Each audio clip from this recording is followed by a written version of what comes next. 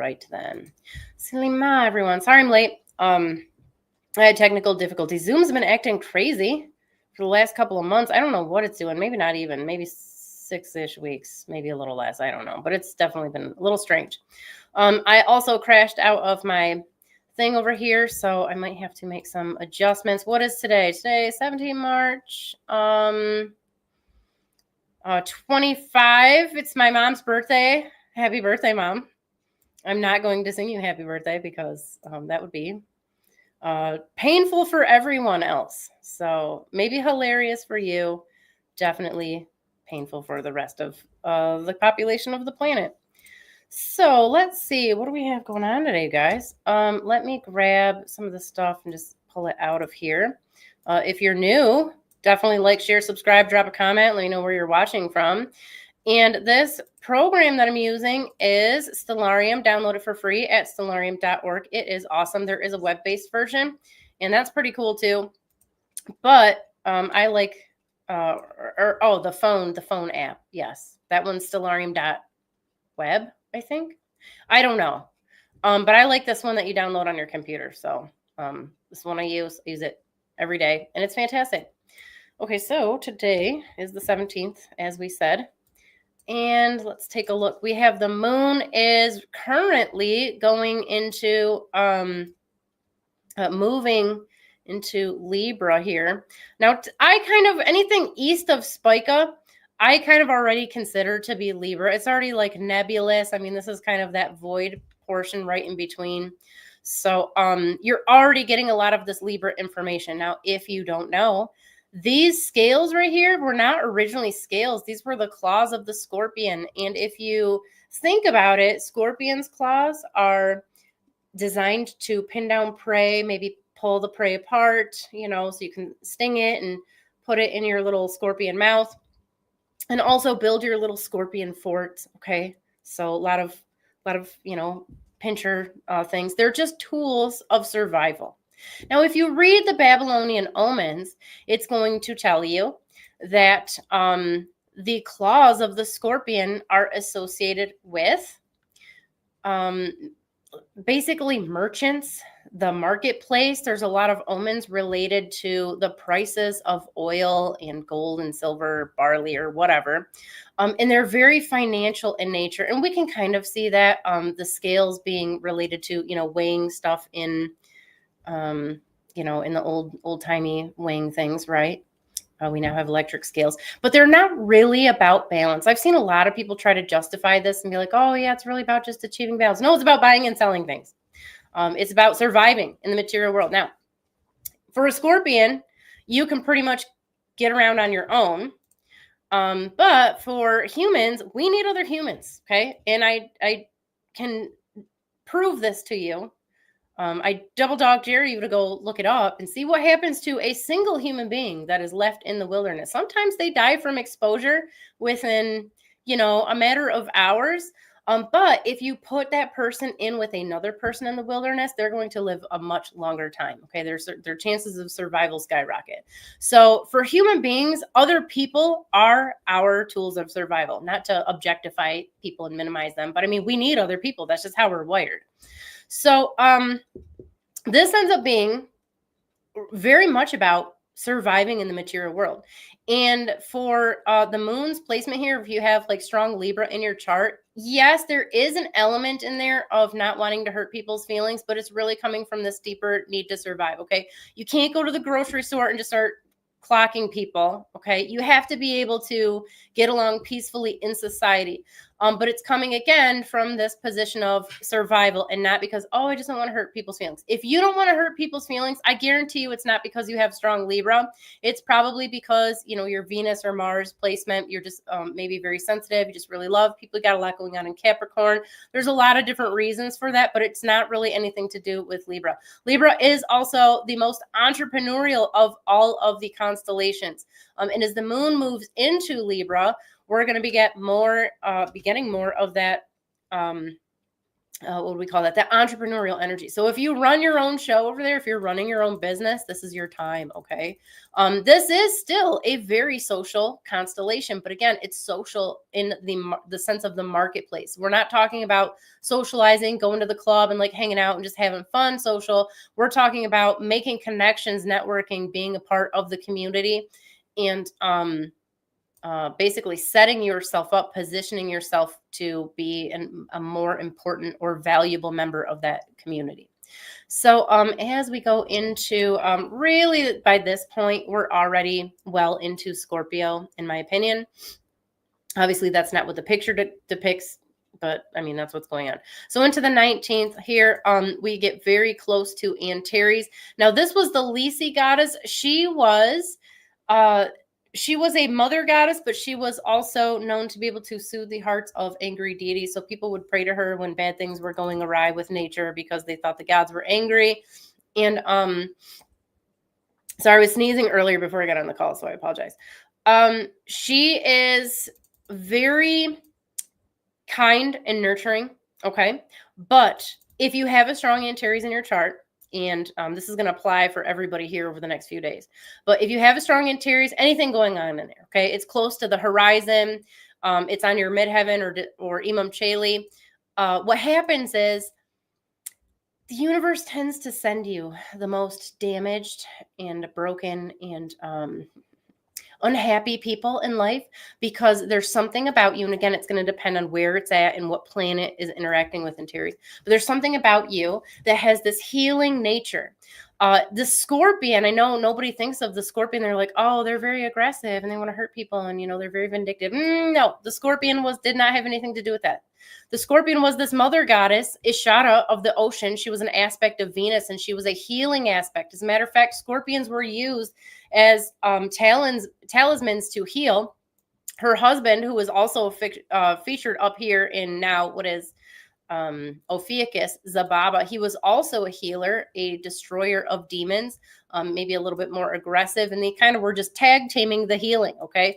Antares is very much a healing constellation. If you have a strong Scorpio in your chart, you are a natural healer. Now, how are you healing? This can kind of depend. If it's closer to Antares or over on the Libra side, it's usually more in like you're healing through communication. If it's on the closer to Sagittarius or on this leg, essentially, of Ophiuchus, it's usually more hands-on healing. So this is a little more indirect, a little bit more direct. But while the moon swings over here through Antares, this is a phenomenal time to do any type of healing, but not just self-healing. This is a good time to work on some relationships too. You don't have to heal in isolation. As a matter of fact, healing work that you do on yourself or on other people, it in turn affects you positively too. So take advantage of that.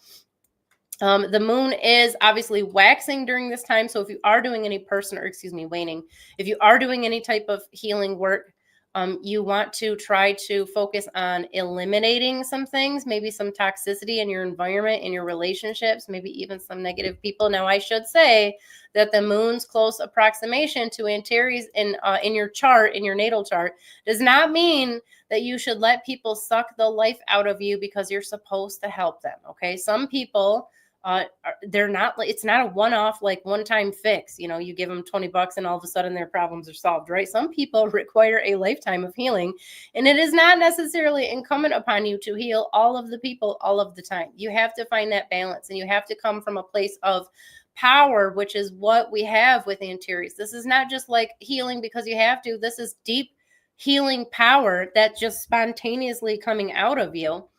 So, don't force it if that's not happening. And if you're not in a position to heal others, like definitely don't put yourself out there. Okay. You got to put the oxygen mask on yourself first, right?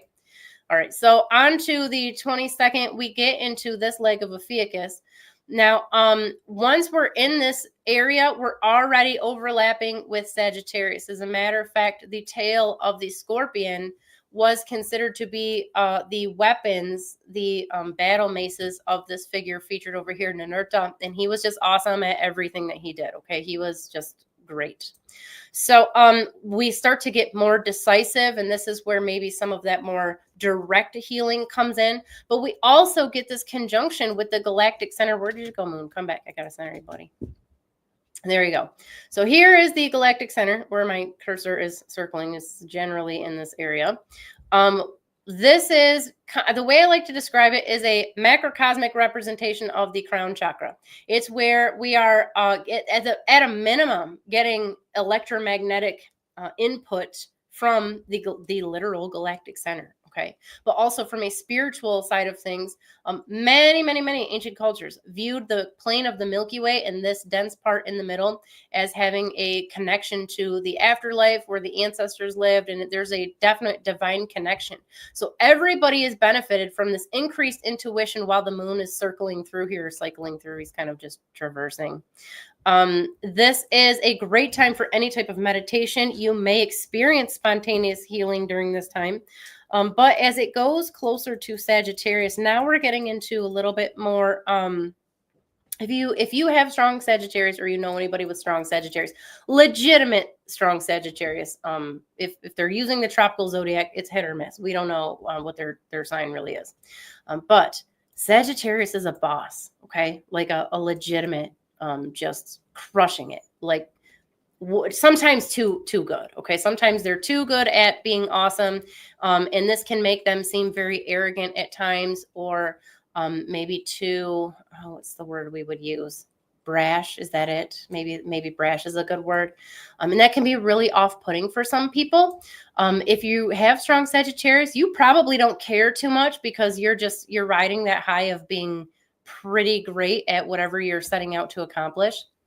So now again, you guys, this is very general. Who knows? You could have like your sun in Sagittarius, but then you have all these other placements that are counteracting this. We don't know for sure until we look at your individual chart. So I'm grossly generalizing, so you have to forgive me. But while the moon moves through Sagittarius, and this is going to take us all the way in through to the 24th in particular, like midday 24th, we're still going to be getting a lot of that. Whatever you're putting your energy into, it's going to be phenomenal. So if this is your career, if this is some artistic project you have, if you're just on vacation, okay, you're going to vacation so hard. So take advantage of this energy. And also, it's a great time because, again, the moon is waning as we go through here. It's a great time to go through and get rid of some stuff, get rid of some tasks that you don't actually need to do. There's probably so much stuff that is on your to-do list, and you don't need to do any of it. You're probably not going to do any of it, okay? Not any of it, but I mean a lot of it. You can't learn all the classical, I mean, you could. You can't learn all the martial arts. You can't learn you can't be like a super athlete on everything. Can't be like a perfect artist, classical artist and an Olympic swimmer, whatever. Like, there's things you gotta make some sacrifices. Now, sure, there are a select few people out there, our Leonardo da Vinci's or Michelangelo's or whoever, who are definitely, they've got hands and feet in multiple places and spectrums, and they are just great at a lot of things. But most of us, we got to pick and choose. All right, we're limited on time, and you got to pick what you want to focus on. All right, so this is a good time to figure all that out. All right, let me jump over to, did I want to talk about, no, I don't want to. I want to jump to the other chart, so hold on, you guys. Let me pull up this guy over here. We're going to take a look at some of these aspects, and yes, share the screen. All right, so I think this is up now. So today, as we can see, and this is not showing the moment-to-moment transits, we're generalizing over here. The moon has this sextile right now to the galactic center. The sextile is going to pull in some of that intuitive energy, even though technically, as we just saw, the moon is still over in Libra right now. Technically, the tail end, so to speak, of Virgo. And it's a little bit more on the intuitive side. We're still pulling this in. Now, this happens every month, you guys, all right? Which means that this portion of Virgo naturally has a little bit of extra kick when it comes to the intuition, all right? Now, that's strong. If you have a strong galactic center in your chart, basically what's going to happen is your intuition's always on fire. You're always going to have that sense of connection to source. And sometimes Other people are not going to understand that because it's just going to come very naturally to you. You're not going to feel super alone and just generally lonely because you always have, you know, the connection to source. And it makes you feel like you have this spiritual team that's just kind of, you know, rocking through life with you. And you do. But your awareness of it tends to be a little bit stronger than your average person. So that can be hard for other people to understand because you're not going to be as needy as your average person. And again, like that can be tricky in relationships, personal and romantic. So just kind of throwing that out there. Now, right now, first of all, Neptune has been dealing with this square with the Galactic Center for a long time. We could make the case for it being actual like years. So this is ongoing. It's not really anything new. It just it's showing up here. So, but this can create communication issues. And we've seen some of that. There's been censorship issues, miscommunications with social media, and you know, like it's not news to anybody. What is going on, and again, this is going to happen every year. The sun is conjunct with Neptune right at this place with these squares with the Galactic Center. Now, I'm not on board with the idea that squares or oppositions or any aspect really is inherently good or bad. Just like any constellation or planet, they all have their good and bad stuff depending on what's going on. But what I have found statistically is that there is a direct correlation between squares and challenges. But these are good challenges, okay? Like going to the gym. Now, if you hate going to the gym, you hate being uncomfortable, you probably don't do well with the squares. And that's a personal, you know, that's a personal thing. If you love challenges and you're like, yeah, I want to make things slightly harder for myself and reap the awesome benefits, then squares are definitely for you. So what you do with this is really, you know, how do you want to run it today?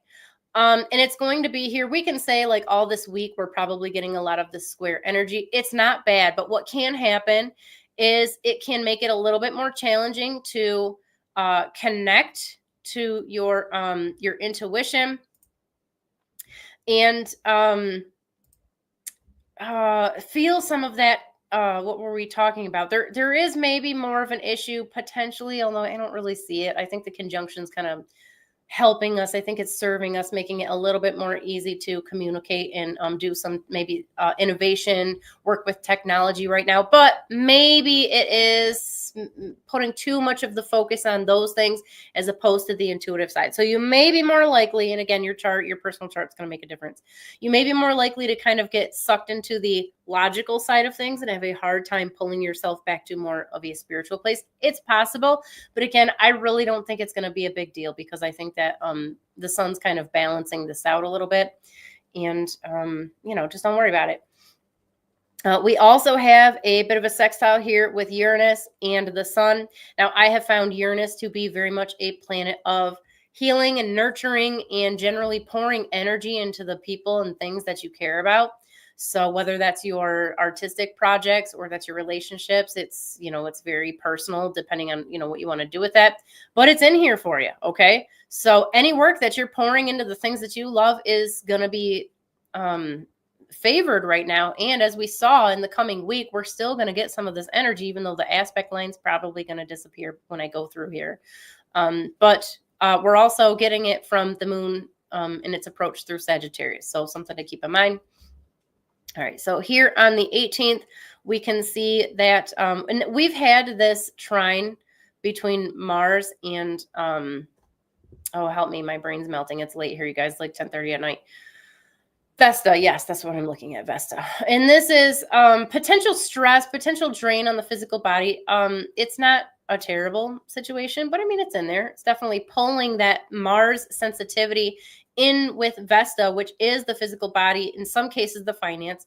So there may be some additional expenses, but this has been going on for a few weeks, so I wouldn't get too wrapped up into it. Some of these longer transits, they don't show up as immediately as some of the short-term ones. So like when the moon's going around and hitting things, that can be like, you can see the impacts moment to moment. But some of these longer transits and the window's a lot bigger. It's harder you got to really dig down to see them. So I wouldn't worry about it too much, but we do get the conjunction it looks like sometime tomorrow. We're already still feeling it. And this is a great time to work on your physical body, on your finances, on your health. go ahead and put that energy into that. And with it being in Libra, you're more likely to get benefits through, the community, society, and probably even more on a financial side. So whatever work you're putting into that, good job. Congratulations. Still have some of the square we were talking about. Now we start to see this aspect pop up here between Venus and Pluto. We get the sextile. Now Venus is very much the heart. Okay. This is your empathic connection, your immune system, your electromagnetic energy and body, connected to Pluto, which is going to be your spiritual mind, your body, your third eye chakra, if you will. So some of those higher things. Hi, JD. We're excited to have you. I keep checking my calendar. Like, we're excited to have you come on and be a guest. So yes, very excited about that. Yeah. So anyways, while this is going on, this is going to increase everybody's empathic connection. This is to each other, but especially your karmic relationships. So if you are in one of those situations, be prepared for maybe some weirdness. This could show up in the form of dreams. Anytime we have stuff going on in Pisces, especially with Mercury in there, we tend to have weirder dreams. So just listen to the signs. That's the best I'm going to tell you. And if you're doing any type of spiritual work, especially where relationships or karmic connections are concerned, it's probably very favorable during this time. So take advantage of it. Let's see what we have. On the 19th, we get the opposition between, again, you guys, these oppositions are not bad. It's just a different type of alignment. The moon is opposite. I know I say this every time, but it bears repeating. The moon is opposite the sun every single month. And that's what gives us the full moon. It is not blocking anything. It's just a different type of alignment.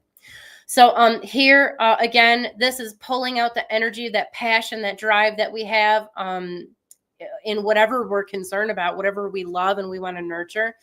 It's connecting, it's turning this on through the moon, which is obviously a good situation.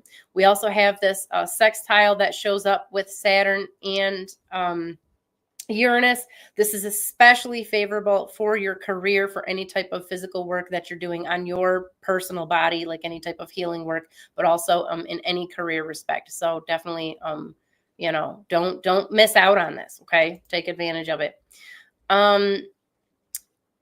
Yes. Okay. So then we have on the 20th, we have the moon is trine with Venus, and also square with Ceres. Okay, so again, squares, not bad.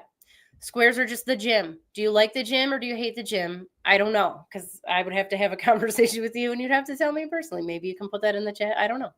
But what this is telling us, if we know Ceres, which you probably didn't know because I don't think I've talked about that at this point.